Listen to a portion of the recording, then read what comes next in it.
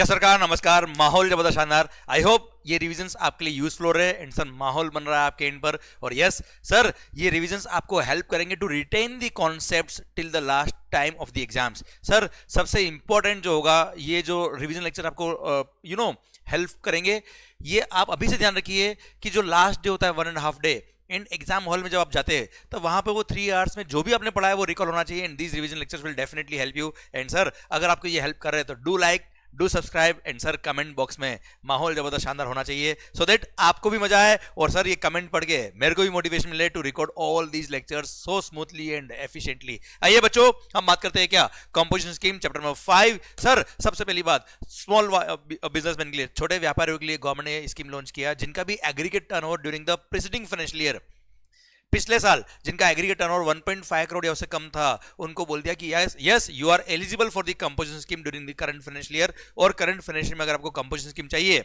तो सर अगर आपके नया रजिस्ट्रेशन लिया है, अगर आपने नए रजिस्ट्रेशन के लिए अप्लाई कर रहे हो तो जब रजिस्ट्रेशन के लिए आप अप्लाई कर रहे हो तभी रजिस्ट्रेशन एप्लीकेशन में लिख देना कि yes I want to opt for composition scheme, तो आप कंपोजिशन स्कीम में आ जाएंगे। और अगर आप ऑलरेडी रजिस्टर्ड हो जीएसटी में तो सर फाइनेंशियल ईयर शुरू होने से पहले, अगर आप ऑलरेडी जीएसटी में रजिस्टर्ड हो, रेगुलर स्कीम में हो, तो सर फाइनेंशियल ईयर शुरू होने से पहले 31 मार्च या उससे पहले पहले अप्लाई कर देना कि मेरे को 1 अप्रैल से कंपोजिशन स्कीम में आना है और आप कंपोजिशन स्कीम ले सकते हो। अगर आप कंपोजिशन स्कीम में आ गए तो ऐसे केस में जब तक कि आपका aggregate turnover during the current financial year 1.5 CR cross नहीं करता तब तक आप कंपोजिशन स्कीम में रह सकते हो, subject to some other conditions also, जो हम बात करेंगे। ओके, ये तो बात कर ली हमने किसकी, एग्रीगेट टर्नओवर लिमिट की। पर सर यहां पर कुछ स्टेट्स ऐसे हैं, 8 स्टेट्स, तमन्ना ऑसम, सर जिसका शॉर्ट फॉर्म मैंने दे रखा है तमन्ना ऑसम, ऐसे 8 स्टेट्स ऐसे हैं जहां पर aggregate turnover limit is 75 lakh only. अब वो 8 स्टेट्स कौन कौन से हैं? तमन्ना, त्रिपुरा, सर त्रिपुरा, मणिपुर, मिजोरम एंड नागालैंड, ये तो हो गया तमन्ना ऑसम। अरुणाचल प्रदेश, उत्तराखंड, सिक्किम एंड मेघालय, ये 8 स्टेट्स ऐसे हैं जहां एग्रीगेट टर्नओवर लिमिट इज कितना, 75 लाख। और हाँ ध्यान रखिएगा, अगर आपको कंपोजिशन स्कीम लेना है तो सेम पेन नंबर पे जितने भी रजिस्ट्रेशन नंबर है उन सब पे कंपोजिशन एक साथ लेना है, और अगर कंपोजिशन नहीं लेना है तो किसी पे भी नहीं लेने का है। और अगर एक भी ब्रांच, एक भी प्लेस ऑफ बिजनेस उस पेन नंबर पे जो है वो अगर कंपोजिशन स्कीम से बाहर हो गया तो सारे ही सर ब्रांचेस आपकी कंपोजिशन स्कीम से बाहर हो जाएगी। इसलिए अगर आपका कुछ यूनिट्स मान लो महाराष्ट्र में है, राजस्थान में है, जो नॉर्मल स्टेट है 1.5 करोड़ वाले, और कुछ यूनिट या एक भी यूनिट आपकी इन 8 में से किसी एक स्टेट में है, तो ऐसे केस में ऑल इंडिया बेस पे आपका एग्रीगेट टर्नओवर लिमिट 75 लाख हो जाएगा। क्योंकि जैसे ही आपका एग्रीगेट टर्नओवर मतलब ऑल इंडिया बेस पे जितना टर्नओवर है सारी ब्रांचेस का ऐड करके वो 1.5 करोड़ क्रॉस हुआ, वो 75 लाख क्रॉस हुआ, मतलब सर वो स्टेट में जो ब्रांच है वो इन एलिजिबल हुई कंपोजिशन स्कीम के लिए। और जैसे ही वो ब्रांच इन एलिजिबल हुई, बाकी सारी ब्रांचेस, बाकी सारे प्लेसेस ऑफ बिजनेस भी इन एलिजिबल हो जाएंगे कंपोजिशन स्कीम के लिए। क्लियर? आई होप ये कॉन्सेप्ट समझ में आया आपको बेटा। एग्रीगेट टर्नओवर मतलब क्या होता है सर, ऑल इंडिया बेस पर सेम पेन नंबर पे जितने भी रजिस्ट्रेशन नंबर, जितने भी आपके प्लेसेस ऑफ बिजनेस है उन सबका टर्नओवर ऐड करने का। पर वो आपका आउटवर्ड सप्लाई का टर्नओवर है। आपने कोई इनवर्ड सप्लाई लिया जिसमें रिवर्स चार्ज मैकेनिज्म में आपकी खुद की लायबिलिटी है, तो वो आपकी लायबिलिटी टैक्स पे करने की, but it is not your on turnover, इसलिए उसको टर्नओवर में इंक्लूड नहीं करेंगे। प्लस सारे टैक्सेस ऐड करेंगे other than CGST, SGST, IGST, UTGST and GST compensation cess। And sir ध्यान रखिएगा, भले आप एक्सपोर्ट कर रहे हो, भले आप इंट्रास्टेट सप्लाई कर रहे हो, भले इंटरस्टेट सप्लाई कर रहे हो, भले गुड सप्लाई कर रहे हो, भले सर्विसेज सप्लाई कर रहे हो, भले टैक्सेबल सप्लाई कर रहे हो, भले एग्जाम सप्लाई कर रहे हो, वो सब ऐड करेंगे एग्रीगेट टर्नओवर के लिमिट में बेटा। Okay done. अच्छा, जस्ट नॉलेज के लिए आपको बता रहा हूं, सिंस हम कंपोजिशन स्कीम पढ़ रहे हैं, आगे पॉइंट हम पढ़ने वाले हैं कि अगर आपका इंटरस्टेट सप्लाई होगा या आपने अगर जैसे एक्सपोर्ट किया तो वो भी इंटरस्टेट सप्लाई के स्कोप में आता, तो आप वैसे भी कंपोजिशन स्कीम के दायरे में आ ही नहीं पाएंगे, आप इन एलिजिबल हो जाते हैं कंपोजिशन स्कीम के लिए। पर ये तो एग्रीगेट टर्नओवर का डेफिनेशन दे रखा है जो पूरे एक्ट में काम आता है, तो वहां पे आपको एक्सपोर्ट, इंपोर्ट, एक्सपोर्ट या आपका इंटरस्टेट सब कुछ यहाँ एग्रीगेट टर्नओवर की डेफिनेशन में दे रखा होता है।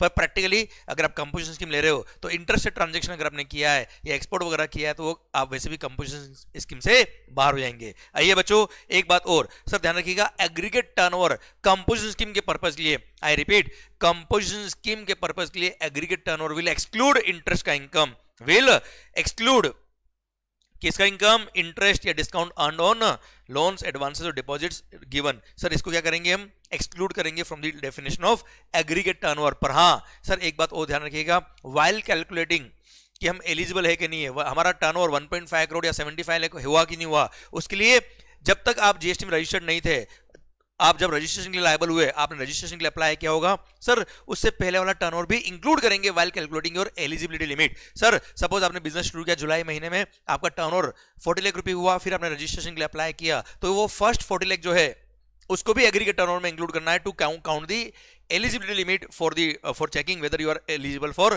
कंपोजिशन स्कीम और नॉट। 1.5 करोड़ का टर्नओवर या 75 लाख का टर्नओवर देखते वक्त वो टर्नओवर भी इंक्लूड करने का, पर हाँ उस टर्नओवर पे कोई टैक्स पे नहीं करने का, क्योंकि उस टाइम पे आप टैक्सेबल पर्सन थे ही नहीं बेटा। जब तक आप रजिस्टर्ड नहीं थे उस टर्नओवर पे टैक्स पे नहीं करना, पर उसको एग्रीगेट टर्नओवर लिमिट में काउंट करने का है। पर इंटरेस्ट को ध्यान रखिएगा, पूरे कंपोजिशन स्कीम पर्पस के लिए इंटरेस्ट को कंपोजिशन स्कीम पर्पस के लिए किसी भी टर्नओवर में इंक्लूड नहीं करने का। आइए बच्चों, टैक्सेबल सप्लाई मतलब वो सारे सप्लाई जिस पे जीएसटी लेवी होता है। एग्जाम सप्लाई मतलब वो सप्लाई जिसपे जीएसटी एग्जाम किया हुआ है या नील रेट है, या अगर नॉन टैक्सेबल सप्लाई वो 6 गुट ज्यादा है, घूम लो और झूम लो, सर उन पे जीएसटी लेवी नहीं होता, वो भी नॉन टैक्सेबल सप्लाई होते हैं। पर नॉन टैक्सेबल सप्लाई भी एग्जाम सप्लाई के टर्नओवर में आते हैं। ओके, कोई खास रिलेवेंट बात नहीं है यहाँ पे। आइए बच्चों, मेन बात करता हूं मैं आपसे कि अगर आपने कंपोजिशन स्कीम ली तो what is the rate of tax, कितना टैक्स आपको पे करना पड़ेगा। अगर आप मैन्युफैक्चरर है, अच्छा आगे हम पढ़ेंगे 8 गुड्स के मैन्युफैक्चर जो यहाँ लिखे हुए बेटा, आगे हम पढ़ेंगे टेबल में, वो एलिजिबल ही नहीं है कंपोजिशन स्कीम के लिए, तो उनको तो नॉर्मल टैक्स पे करना पड़ता है। तो सर उन 8 गुड्स के अलावा किसी भी गुड्स के अगर आप मैन्युफैक्चरर हो और अगर आपने कंपोजिशन स्कीम ले रखा है तो rate of tax is 1%, 0.5% CGST, 0.5% SGST, but 1% of vote entire turnover, भले वो टैक्सेबल टर्नओवर हो भले एग्जाम टर्नओवर हो, सबका आपको 1% टैक्स पे करना पड़ेगा। क्लियर। अच्छा, आईजीएसटी आपका इंटरसेट सप्लाई हो ही नहीं सकता, इसलिए आईजीएसटी की लायबिलिटी नहीं आएगी, तो 0.5% सीजीएसटी, 0.5% एसजीएसटी एंटायर टर्नओवर का। पर अगर आप ट्रेडर है बेटा, अगर आप ट्रेडर है, मैन्युफैक्चरर नहीं है, तो आपको 1% जो टैक्स पे करना पड़ता है केवल टैक्सेबल टर्नओवर का टैक्स पे करना पड़ता है, टैक्सेबल टर्नओवर ऑफ गुड्स और टैक्सेबल टर्नओवर ऑफ सर्विसेज। कुछ सर्विसेज भी हो सकती है मार्जिनल सर्विसेज बेटा, हाँ है ना भाई। यहां यात्रीगण ध्यान दें, यहां केवल टैक्सेबल सप्लाई की बात हुई है। क्लियर। पर मैन्युफैक्चरर केस में टैक्सेबल और एग्जाम दोनों की बात होगी। और हाँ, रेस्टोरेंट या आउटडोर कैटरिंग सर्विस अगर आप देते हो तो 5% rate of tax, 5% of again entire turnover, भले टैक्सेबल हो या एग्जाम टू, भले गुड्स हो या सर्विसेज हो बेटा, हाँ है ना मालिक। डन। सर मैन्युफैक्चरर के केस में टैक्सेबल एग्जाम दोनों का, रेस्टोरेंट के केस में टैक्सेबल एग्जाम दोनों का, पर ट्रेडिंग के केस में केवल टैक्सेबल टर्नओवर का 1% टैक्स पे करना होता है। आइए मालिक, सर अब बात करता हूं, एक्सप्लेनेशन दे रखा है कि सर जब आप यहां पे टर्नओवर निकालते हैं कि किस अमाउंट पे टैक्स पे करना है, कि आपको किस अमाउंट पे टैक्स पे करना है, तो ऐसे केस में बोला गया, सिंपली बोल दिया क्या कि जब आप ट्रेडर हो तो केवल टैक्सेबल टर्नओवर पे टैक्स पे करना है, पर अगर आप सर मैन्युफैक्चरर हो या आउटडोर कैटरिंग सर्विस दे रहे हो या रेस्टोरेंट सर्विस हो तो एंटायर टर्नओवर पे टैक्स पे करना है। पर हाँ ध्यान रखिएगा, ये टैक्स पे करने के लिए जब टर्नओवर निकालेंगे इसमें इंटरेस्ट की इनकम को काउंट नहीं करने का, इंटरेस्ट पे कोई टैक्स पे नहीं करना है। अदरवाइज सर बाकी अगर एग्जाम सप्लाई भी है मैन्युफैक्चरर के लिए या रेस्टोरेंट वाले के लिए तो उस पर एग्जाम सप्लाई पे टैक्स पे करना होता है, इंटरेस्ट को छोड़ के। सेकेंड थिंग, जिस दिन तक आप जीएसटी में रजिस्टर्ड नहीं थे, जैसे आपका एग्रीगेट टर्नओवर 40 लाख रुपए क्रॉस हुआ, उसके बाद आपने रजिस्ट्रेशन के लिए अप्लाई किया, तो फर्स्ट 40 लाख जो था उसको एग्रीगेट टर्नओवर लिमिट में काउंट करने का, पर उस पर टैक्स पे नहीं करने का, हाँ है ना भाई। Sir done. सर आइए नेक्स्ट पॉइंट कि सर आप यहां बोला हुआ है persons who are not eligible for composition scheme. First sir कौन कौन एलिजिबल नहीं है कंपोजिशन स्कीम के लिए, अगर आप सर्विस सप्लायर है, अगर आप सर्विस सप्लायर है तो सर ध्यान रखिएगा आपके लिए सेक्शन नंबर 10 सबसेक्शन 2A में अलग से कंपोजिशन स्कीम दे रखी है 50 लाख रुपए वाली। सर आप नॉर्मल कंपोजिशन स्कीम नहीं ले सकते, पर हाँ अगर आप रेस्टोरेंट या आउटडोर कैटरिंग सर्विस सप्लायर है तो यस आप नॉर्मल कंपोजिशन स्कीम ले सकते हो। ओके। सेकेंड बात, अगर आप नॉर्मल कंपोजिशन स्कीम ले रहे हो और आपका कुछ सर्विसेज का टर्नओवर भी है तो आप एलिजिबल हो कंपोजिशन स्कीम के लिए। अब वो मार्जिनल सर्विसेज का टर्नओवर कितना हो सकता है, सर आप करंट फाइनेंशियल ईयर में सर सर्विसेज भी सप्लाई कर सकते हो, ऑल्दो आपने नॉर्मल कंपोजिशन स्कीम ले रखा, पर कितना sir 10% of the turnover in the preceding financial year और ₹5 लाख व्हिचएवर इज हायर तक का अगर आपका टर्नओवर है तो still you are eligible for composition scheme. और जो नॉर्मल रेट ऑफ जीएसटी है जो 1% है ऑफ एंटायर टर्नओवर, और ट्रेडिंग के केस में 1% ऑफ टैक्सेबल टर्नओवर, उतना ही टैक्स पे करना इन सर्विस के टर्नओवर पे भी।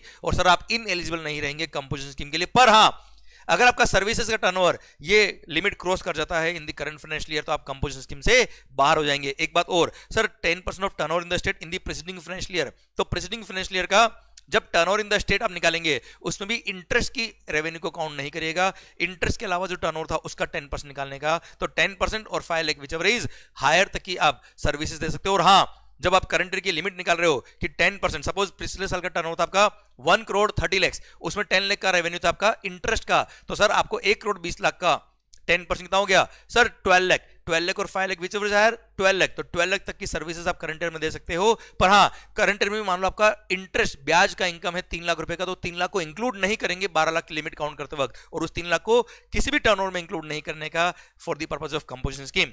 क्लियर? ये एग्जांपल जो मैंने आपको अभी बताया है वो यहाँ पे दे भी लिखा है मैंने आपको। आइए बच्चों, सेकंड, अगर आप ऐसी कोई गुड सप्लाई करते हो which are not leviable to GST, अगर आप ऐसी गुड्स सर्विस सप्लाई करते हो which are not leviable to GST, exempt supply की बात नहीं कर रहा हूं, विच आर नॉट लेवेबल, जिसपे जीएसटी लेवी नहीं होता है, वो 6 गुड ज्यादा है, घूम लो और जुम लो, पेट्रोल वगैरह हो गए, दारू वगैरह हो गया, ये अगर आप सप्लाई करते हो तो आप you are not eligible at all for composition scheme. फिर अगर आप इंटर स्टेट आउटवर्ड सप्लाई करते हो गुड्स और सर्विसेज का, you are not eligible for composition scheme. ध्यान रखिएगा, as per IGST act inter state supply में एसीजेड को सप्लाई किया वो भी इंटर स्टेट होता है, आपने एक्सपोर्ट किया वो भी इंटर स्टेट सप्लाई होता है, आपने अगर सर फॉरेन टूरिस्ट इंडिया में आए और आपके काउंटर पे उसने गुड्स खरीदी वो भी इंटरस्टेट सप्लाई के स्कोप में था, वो सब इनएलिजिबल हो जाएंगे कंपोजिशन स्कीम के लिए अगर आप उनको सप्लाई करते हो तो। फिर अगर आप सर्विसेज सप्लाई करते हो थ्रू सच ईसीओ जहां पे टीसीएस एप्लीकेबल होता है, you are not eligible for composition scheme. ध्यान रखिएगा, आप गुड्स सप्लाई कर सकते हो थ्रू ईसीओ जहां पे टीसीएस सप्लाई होता है and you will be eligible for composition scheme, कोई दिक्कत नहीं। बट अगर आप सर्विसेज सप्लाई करो थ्रू ईसीओ जहां पे टीसीएस एप्लीकेबल होता है, you are not eligible for composition scheme.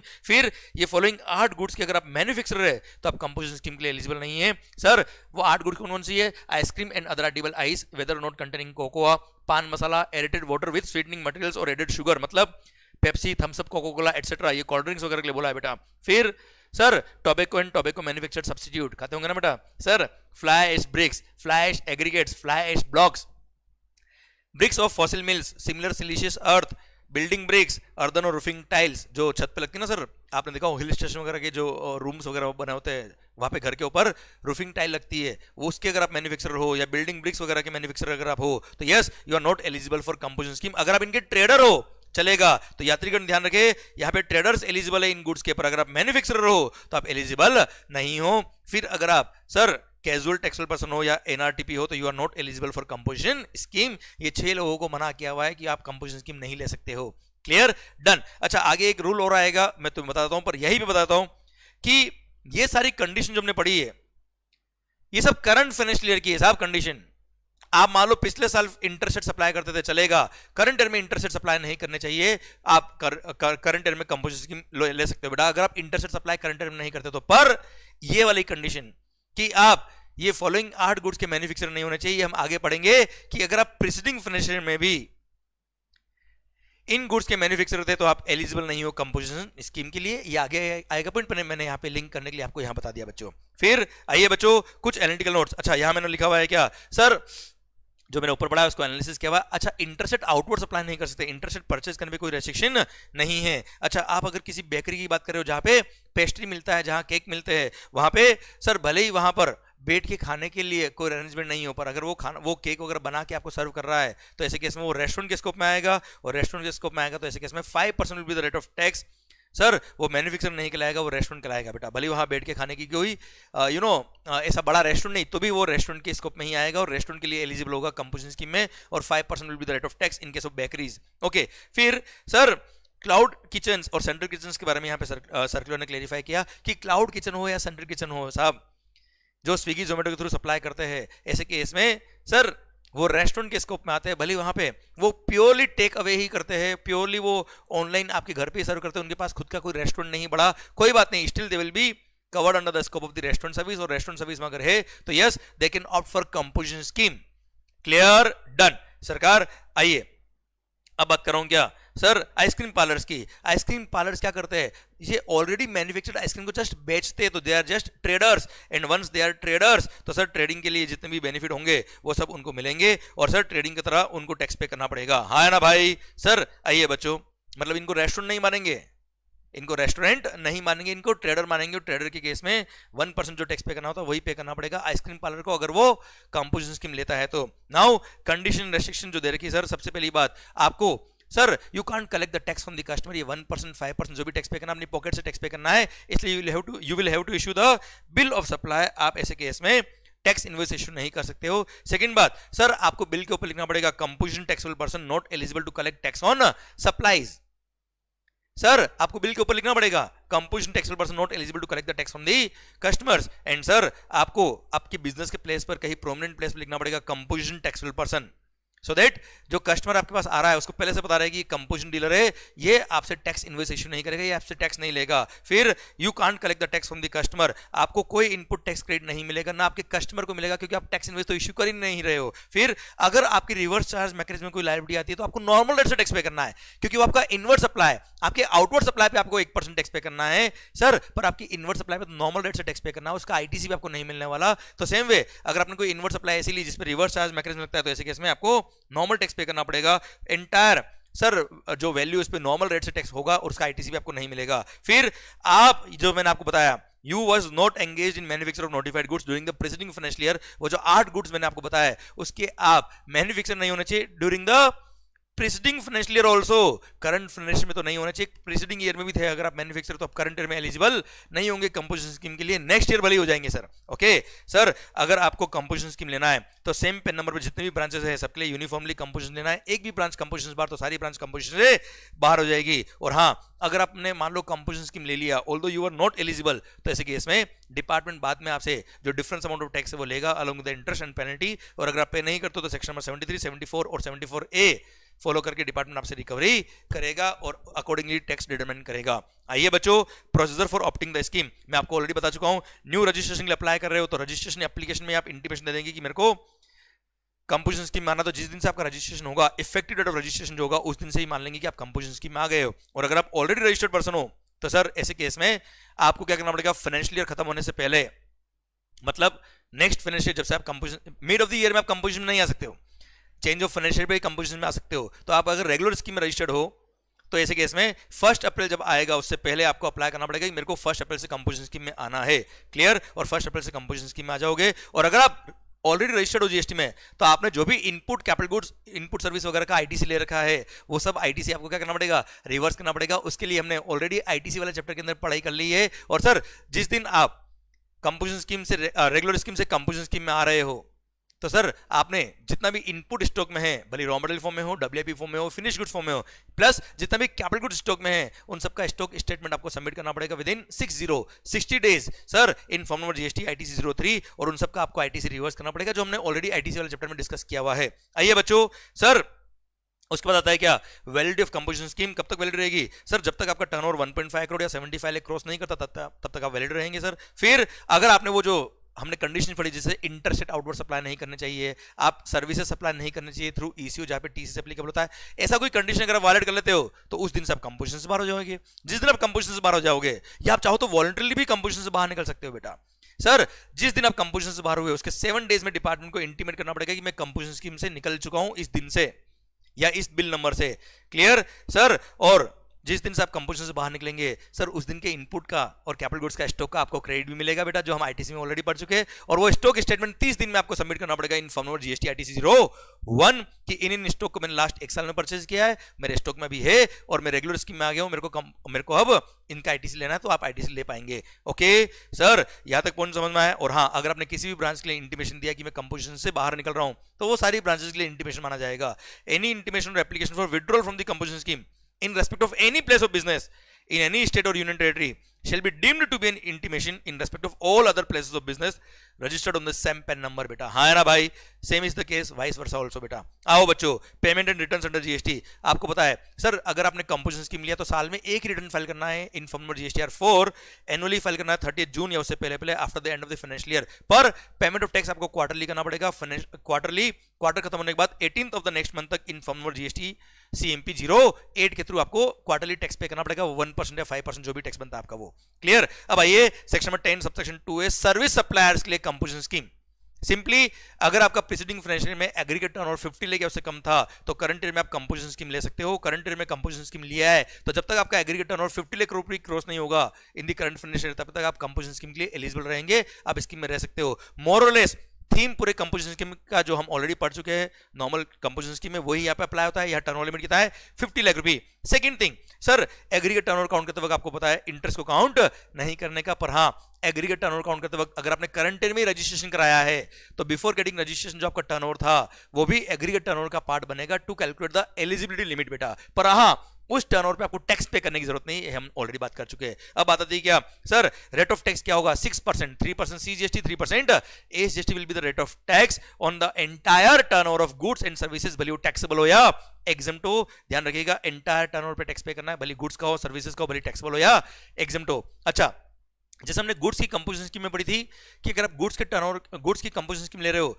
तो पिछले साल का जो टर्नओवर इन द स्टेट था उसका 10% और 5 लाख व्हिचएवर इज हायर तक का आप सर्विसेज सप्लाई कर सकते हो, मार्जिनल सर्विसेज। पर यहां पे ऐसा कोई लिमिट नहीं है, अगर आप सर्विस सप्लायर है और साथ में कुछ गुड्स भी सप्लाई करते हो चलेगा, still you are eligible, 6% tax पे करना पड़ेगा। यहाँ पे कोई गुड्स के टर्नओवर की लिमिट नहीं दे रही। लॉजिक क्या है, एनीवेज टैक्स रेट 6% बहुत हायर रेट होती है और आईटीसी भी नहीं मिलता है बेटा। ओके सर आइए, अच्छा टैक्स पे करते वक्त एंटायर टर्नओवर पे टैक्स पे करना है, भले टैक्सेबल हो या एग्जम्प्ट, पर इंटरेस्ट को काउंट नहीं करने का, और वो टर्नओवर काउंट नहीं करने का तब जब तक के लिए आप लायबल फॉर रजिस्ट्रेशन नहीं थे बेटा। ओके जैसे आपका करंट ईयर का टर्नओवर हो गया 80 लाख रुपए, आपने करंट ईयर में रजिस्ट्रेशन के लिए अप्लाई किया था, करंट ईयर में नया बिजनेस शुरू किया था, तो फर्स्ट 20 लाख पे आपको रजिस्ट्रेशन की लायबिलिटी नहीं थी, आपने रजिस्ट्रेशन 20 लाख का टर्नओवर क्रॉस हुआ उसके बाद अप्लाई किया, फिर सर ध्यान देना इस पे कोई टैक्स पे नहीं करना है, फिर रिमेनिंग 30 लाख के लिए you will be eligible for composition scheme, इस पे आपको 6% टैक्स पे करना है। रिमेनिंग जब रिमेनिंग 30 लाख और बचेगा 80 लाख में से, उस पे आपको सपोज 18% टैक्स था नॉर्मल रेट, तो उतना टैक्स पे करना पड़ेगा।